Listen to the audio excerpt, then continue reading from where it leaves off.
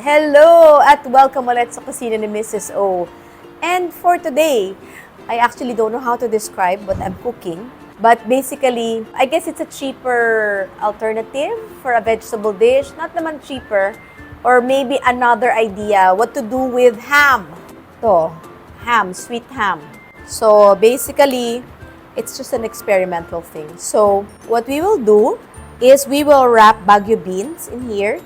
And then, I'll just make like somehow some Chinese tasting sauce. So, hindi ko pa alam anong tatawagin ko. Pwede, mamaya ko na lang sasabihin sa dulo kung anong pangalan ng dish natin. Okay lang ba yun? Okay. Let's cook. And let me just boil some water. There. So, we're just gonna boil that. And once it's boiling, I will boil the Baguio beans. Right now, how do you know kung kailan nyo na ilalagay yung Baguio beans? Hintayin nyo na medyo mas malaki na yung bubbles. So right now, this is, yes, it's boiling, but what we want it is yung medyo mas maraming bubbles na umiikot. Then that's how you know. Lumaki na yung bubbles. So ngayon, ibaboil na natin to. Really quick. You don't want it to be really cooked. So you're just gonna put it there for like minute and a half. Mabilis lang yan.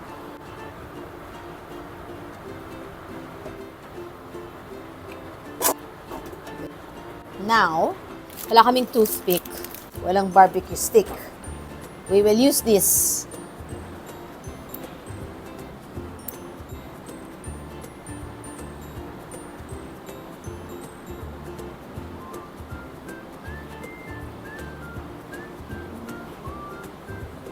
Okay. Actually, I don't know when you will upload this, but feeling ko this is good also as a Christmas option, right? Especially for those na walang ham. But this one, you know, doing this, it's your choice whether gusto mo parang Chinese yung taste or Asian, or if you want it Western. So what I'm gonna do with this one, gagawin kong medyo Chinese or Asian yung taste, no? Of course, you don't have to use noodle. Naubusan lang talaga kami ng toothpick at ng barbecue stick. Kaya, I'm using this. There. Now, I'm ready to fry it. I'm just gonna put some oil, but I have to make sure it's really dry. Kasi ito yung same pan kung saan ako nag-boil. So, ayaw naman natin deep fat fry, no? Because we will be using the same pan. Maraming procedure, pero one pan. Parang ginagamit ko. So, we're waiting for it to be really hot. Why? Because if it's not gonna be really hot, hindi magsisil. Diba? Parang magbo-boil lang to. So, masisira yung ating forma. So, how do we test it? See the salt. There you go.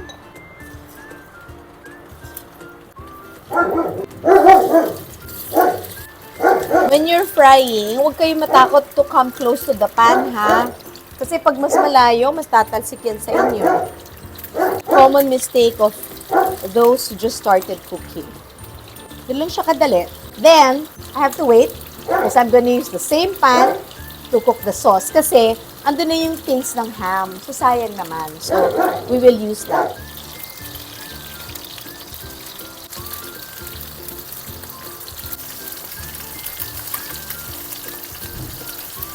Tatanggalin ko yung ating kasi nag-seal na siya.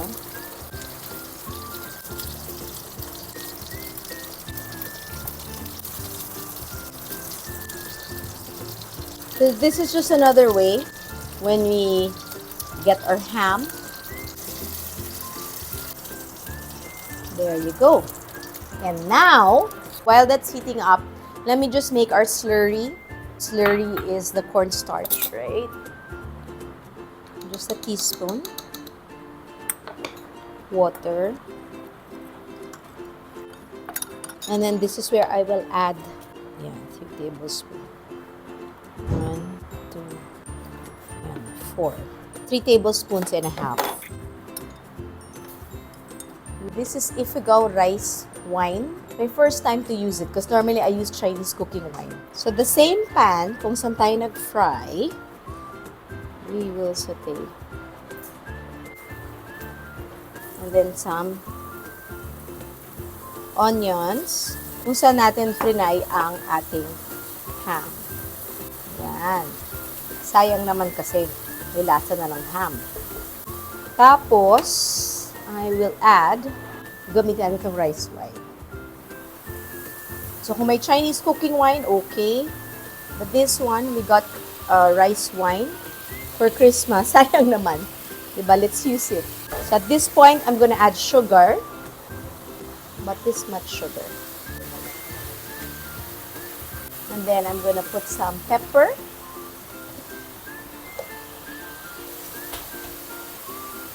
I'm gonna put some sesame oil later on.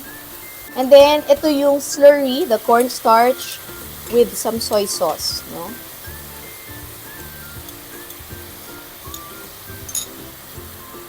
Then, muna natin mag-thicken ng sauce. We want it to be translucent.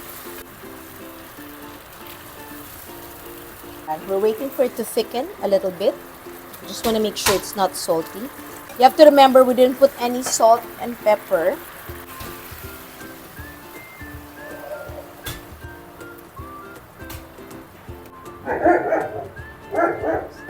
Go. Our sesame oil. Parang as a finishing. And then, I'm gonna put some sesame seeds. Sesame seeds. A little bit of our crunchy garlic. Kasi sayang naman, lahat galing ng Pasko. Gamitin na natin.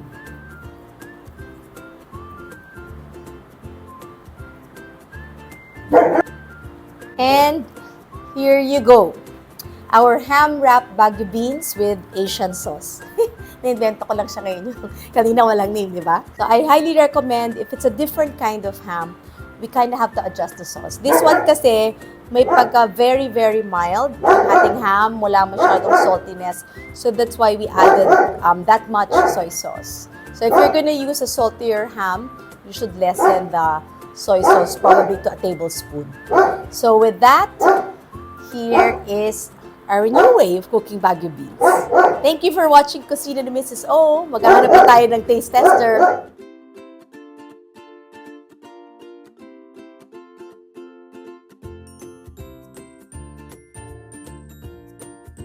Okay, ito na ang ating taste tester.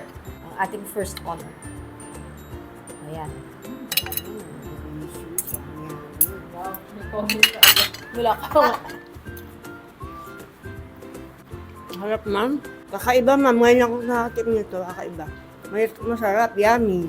Promise, ma'am. Walang halong biro. Tuloy mo sa family mo. Yes, ma'am. Pag-uwi ko, gagawa ko niyan. Promise. Sarap, ma'am. Thank you for watching Kusina ni Mrs. O. See you next episode. Commercial. Pogi.